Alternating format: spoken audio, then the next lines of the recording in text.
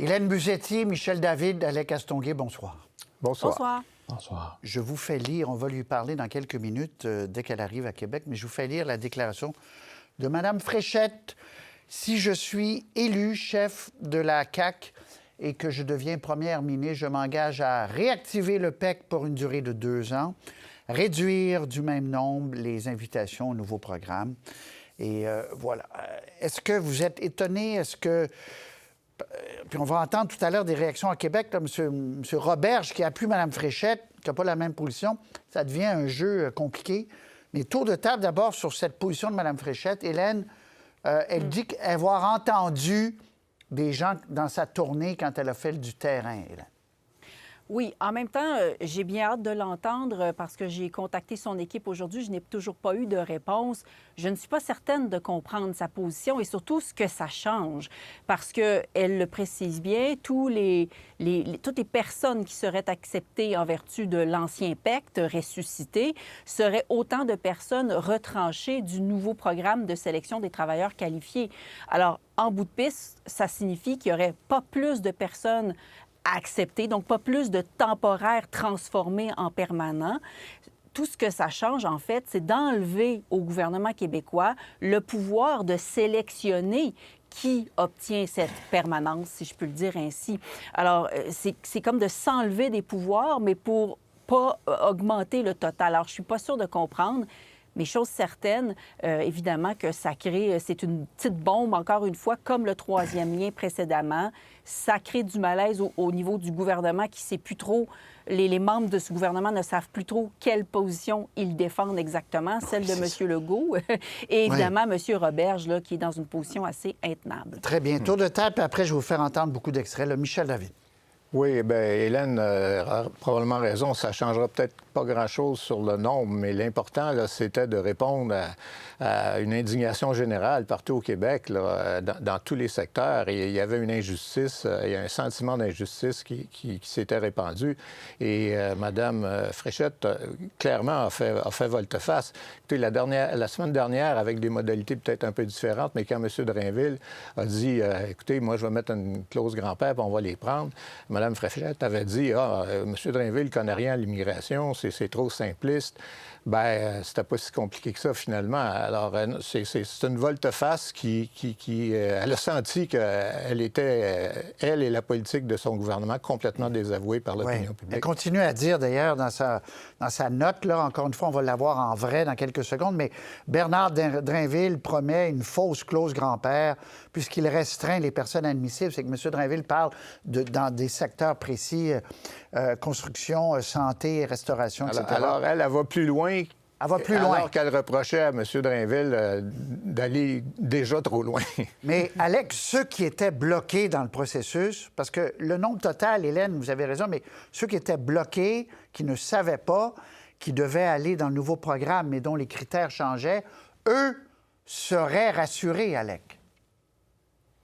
Oui, c'est l'équivalent d'une clause de droit acquis. Elle ne le dira pas comme ça, parce que Michel a raison. La semaine dernière, elle disait « Ah, vous savez, clause de droit acquis, on ne peut pas faire ça », mais lorsqu'elle dit « On reconduit le PEC temporairement pour 2 ans », c'est une clause de droit acquis. C'est-à-dire tous ceux qui sont arrivés ici selon des critères, qui sont déjà ici depuis 3 mois, 6 mois, 1 an, vont être admissibles selon les anciens critères. Et si vous arrivez au Québec dans les prochaines semaines, vous savez à quoi vous en tenir. Dans 2 ans, ce programme-là n'existera plus. Vous allez être jugé selon de nouveaux critères.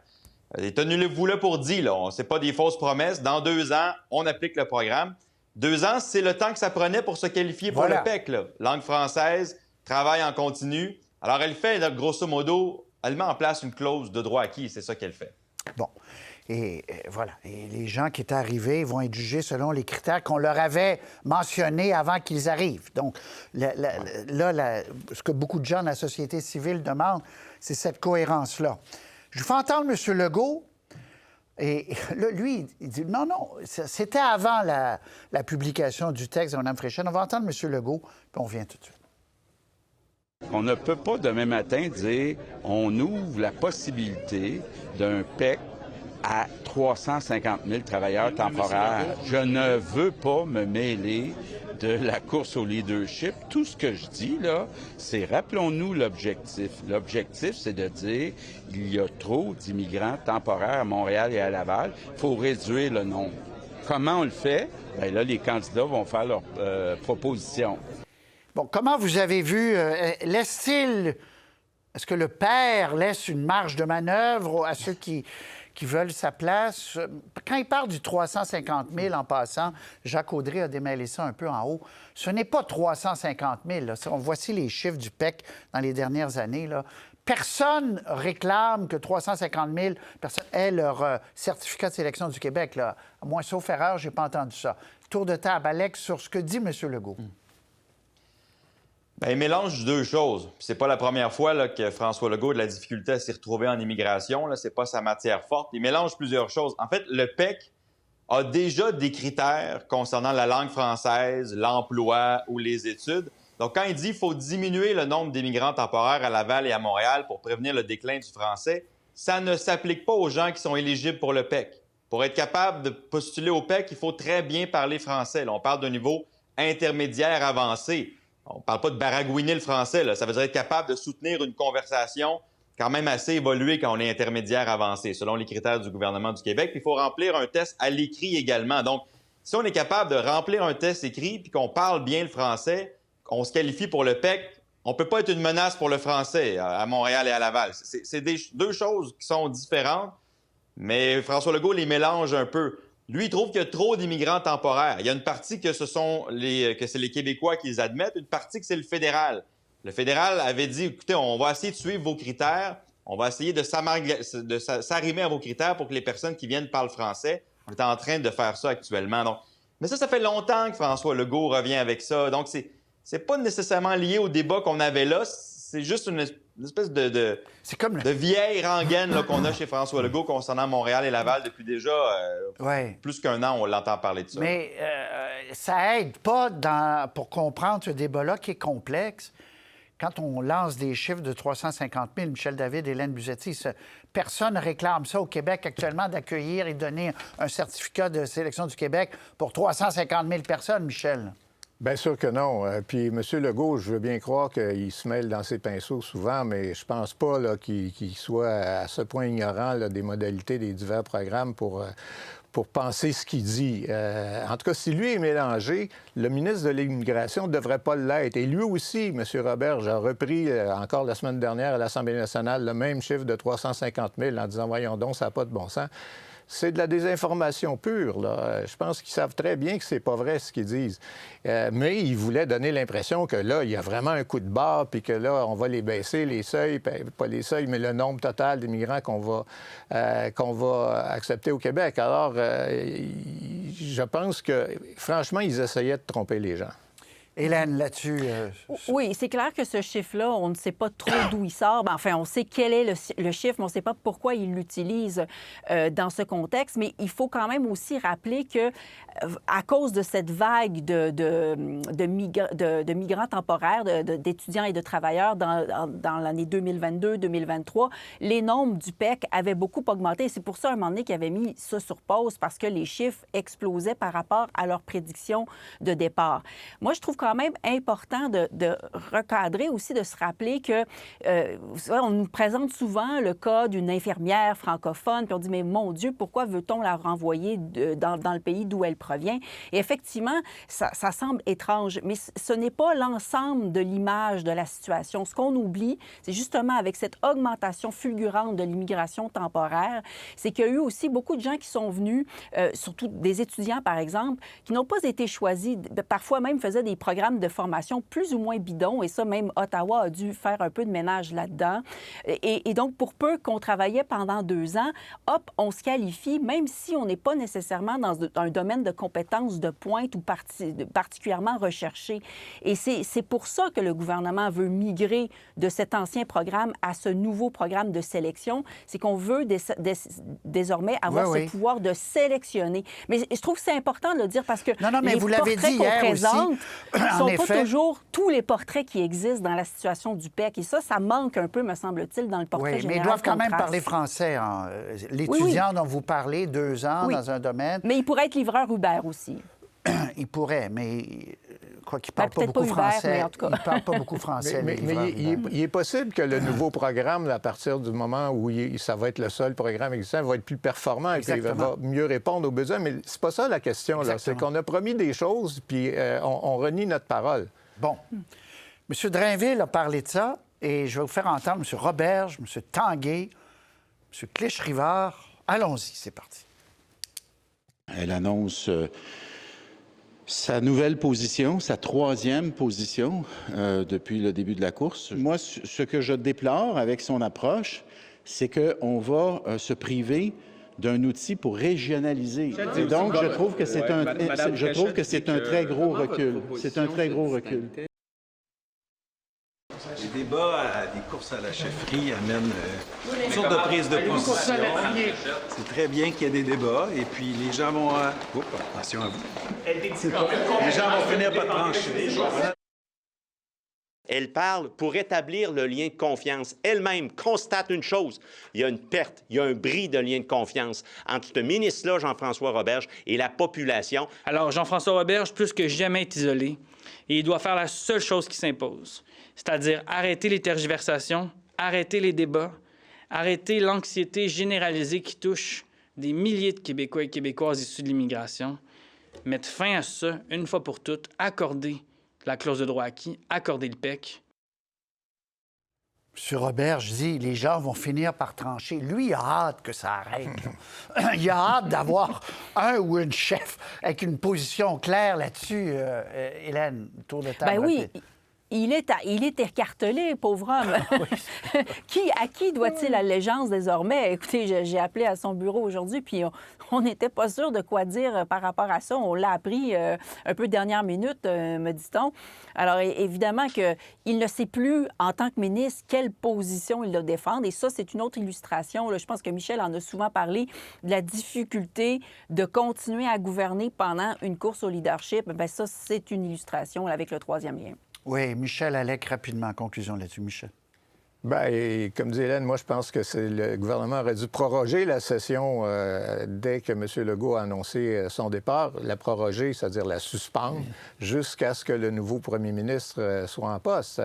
Et puis là, ça fait juste là, une semaine là, que l'Assemblée nationale a repris ses travaux. On en a pour 2 mois comme ça. Alors, c'est certain que le prochain chef va prendre la direction d'un parti qui va avoir perdu beaucoup de crédit auprès de l'électorat. Oui, Allec. En même temps, je pense que c'était très bon pour Christine Fréchette de montrer qu'elle est capable de prendre une décision, même si elle est susceptible de créer des remous dans ses propres rangs, Jean-François Roberge, Bernard Drainville, et de prendre ses distances d'une position de son propre gouvernement. On se demandait, est-ce que les candidats à la chefferie vont être capables de se distancier de l'héritage de François Legault, qui, on le voit dans les sondages, n'est pas très populaire. Alors aujourd'hui, c'est une façon de dire, si je deviens chef et donc premier ministre, je vais mettre fin à la politique de mon propre gouvernement et la modifier. Je pense que pour Christine Fréchette, c'est un atout dans son jeu, compte tenu qu'elle a toute une côte à remonter en vue des prochaines élections si elle l'emporte. Et on attend ensuite, ça sera pour une autre fois, sa position sur le troisième lien. Alors là, il y aura d'autres chroniques. Très bien. Un mot, parce qu'on m'a dit qu'elle est très bientôt en poste dans nos studios à Québec. Madame Fréchette, je rappelle, mesdames et messieurs, on va faire une courte entrevue avec elle, puis on continuera le panel ensuite. M. Trump qui menace de bloquer le pont Gordon. Hier, quand on m'a dit ça dans l'oreille, j'ai dit, il n'est pas ouvert encore, il ouvre en avril. Mais j'ai dit, qu'est-ce que c'est que ça, là? Je dis, okay. Alors, on va écouter Mike Carney qui dit, j'ai parlé ce matin au président et je lui ai expliqué qu'on avait payé d'abord pour le pont. On écoute. J'ai expliqué au président que le Canada a payé pour le pont, premièrement. Deuxièmement, c'est pont, c'est une propriété partagée entre l'État du Michigan et le gouvernement du Canada. Et il y a de l'acier américain et des travailleurs américains dans le travail pour le pont. Oui, M. Trump juge qu'il se fait avoir, qu'il n'y a pas assez d'acier américain, que ça ne va pas du tout, qu'ils vont bloquer. Ça doit ouvrir avril-mai, je crois, Alec, le pont. Est-ce que je me trompe? On a l'impression qu'on prend de plus en plus, avec un gros grain de sel, tout ce qui arrive de la présidence, Alec. Ouais, quelle capacité de nuisance quand même. À chaque fois, le gouvernement canadien, les ministres, le premier ministre doivent appeler Donald Trump, appeler la Maison-Blanche, leur expliquer pourquoi ils ont tort, puis que le président dit n'importe quoi dans ses messages qu'il envoie le soir ou en plein milieu de la nuit. L'énergie que ça prend, le temps que ça prend pour rectifier ces choses-là. C'était le cas aussi pour Gulfstream, les menaces envers Bombardier. C'est vrai que Donald Trump dit beaucoup de choses qui, finalement, ne s'avèrent pas des menaces qui vont entrer en vigueur. Là. Quand il n'y a pas de date, moi, j'ai commencé à décoder ça. Là, quand il n'y a pas de date dans son message, souvent, ça veut dire que c'est une menace en l'air, puis il ne va pas le faire. Mais ça prend quand même des fonctionnaires, puis un ambassadeur aux États-Unis, puis un premier ministre qui appelle Donald Trump, puis des ministres qui appellent leurs homologues aux États-Unis pour dire « Mettez pas votre menace à exécution, vous n'avez pas compris le problème. » Donc, oui, on le prend avec maintenant un peu plus de recul, mais c'est le président américain. Et s'il décide de mettre cette menace-là à exécution, c'est toujours compliqué pour le Canada. Alors, il faut prendre ce temps-là qu'on pourrait certainement consacrer à d'autres choses. Oui, vous avez raison. M. Carney a dû appeler. Il y a des notes de briefage. Il faut qu'il se replonge dans le dossier avec précision. Combien de tonnes d'acier? Michel David, hier, comment vous avez réagi quand vous avez entendu ça la première fois, cette menace de ne pas ouvrir ce magnifique pont en passant? Bien, écoutez, j'ai même pas essayé de me l'expliquer parce que j'ai renoncé à essayer de trouver quelques rationalités dans cette administration-là. Et je me demande s'il écoute, là, M. Trump. Ce matin, là, M. Carney, après sa conversation, nous a dit, oui, bon, il y a une entente. Là. Je pense qu'il avait l'impression que M. Trump avait compris ce qu'il lui avait dit. Et peut-être une heure plus tard, on a vu Mme Leavitt qui a repris exactement où on en était hier. C'est-à-dire que M. Trump trouvait ça épouvantable, pas de propriété américaine. Bon, l'entente avec le Michigan, mais je pense que maintenant, les États, pour M. Trump, c'est pas important. La seule chose qui est importante, c'est Washington. Le contenu américain. En fait, tout ça, là, tout ce qu'on y avait expliqué, il l'avait oublié ou il s'en sacrait complètement. Alors, je comprends qu'on est obligé d'y parler, mais on sait d'avance que ça ne donnera rien. Oui, ça complique néanmoins, Hélène, les choses. Là. Absolument. J'abonde complètement dans le sens de mes collègues. Et la nouvelle politique à Ottawa, quelque chose que Mélanie Joly, notamment, répète souvent, c'est on écoute toujours ce que le président dit, mais on ne réagit qu'à ce qu'il fait. Et je pense que c'est une très sage posture. Donc, on épargne, on économise peut-être un peu de ces énergies dont parlait Alec. Sur le fond, il ne faut pas essayer de trouver une quelconque rationalité à un message qui mélange le pont, la gestion de l'offre, puis la Coupe Stanley et les Chinois. Bon, c'est un défi intellectuel. Je dirais... vous savez qu'il y a un homme d'affaires qui est propriétaire du pont voisin, le pont Ambassadeur, qui avait milité bec et ongle pour qu'il n'y ait pas un second pont parce que ça ferait compétition à sa belle petite business. Et c'est un donateur important de Donald Trump. Alors, tu sais, si ça se trouve, il a simplement redit qu'il était fâché de l'ouverture prochaine de ce pont-là. Et M. Trump, qui est réputé pour ne lire aucune note de briefage, de vraiment réagir absolument sur le coup à tout ce qu'il entend, c'est peut-être rien que ça. Dernier petit commentaire, je note encore une fois que M. Carney a parlé avec le président et nous n'avons pas reçu un compte-rendu de cette conversation. Ça fait quelques fois désormais. Donc, je constate là, que le gouvernement canadien rompt avec cette tradition passablement nouvelle, là, mais de faire des comptes-rendus systématiques.